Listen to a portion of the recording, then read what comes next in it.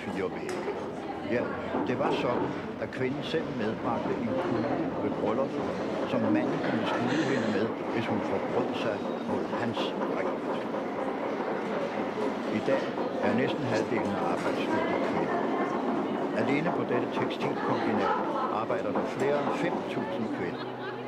Direktøren er forresten også en kvinde.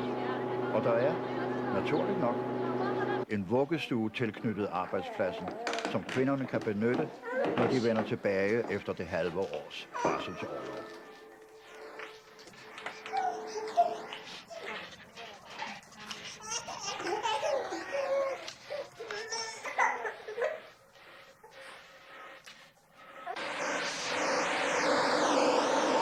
De arbejder 48 timer om ugen, og lønnen er lav, men er svært at sammenligne for os, for de betaler ikke skat.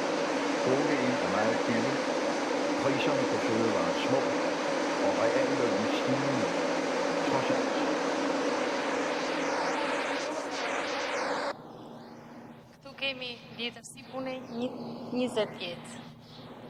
Violetta fortæller, at hun har arbejdet her i 20 år og har gjort flittig brug af de sociale goder på sin arbejdsplads med 2 børn, som nu er 9 og 12. Hun tjener, hvad der svarer til mellem 700 og 800 danske kroner om måneden, som altså ikke rigtig kan sammenlignes med danske forhold, men forklarer, at lønnen afhænger af, hvor meget hun producerer. Llogaritet 7.200, 7.300 ka lojnë në 8.000 sipas prodhimit që nxjerrim. Naturligvis med 115%. Po si, me pejgalim jemi plus 115%. Men hun her har opfyldt sin med 116% og fået sit billede på væggen. Og på listen her kan man læse navnene på arbejdere, der har overopfyldt deres kvote. Det giver adgang til køb af importerede goder, eller forrest i køen til et ferieophold.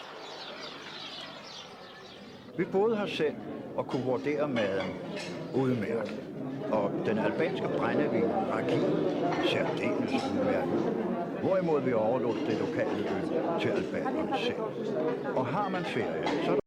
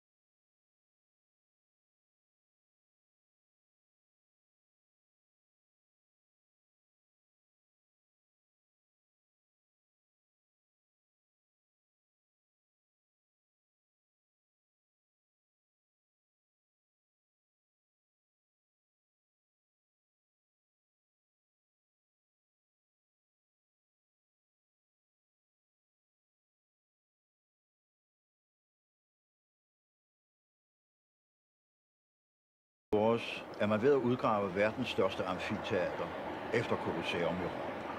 Bygget ved vor tidsregnings start. En verdenssensation, der først blev opdaget i 1966, og som burde tiltrække alverdens internationale arkeologer. Men vi var der alene, sammen med en ung lokal pige, der viste frem og fortalte.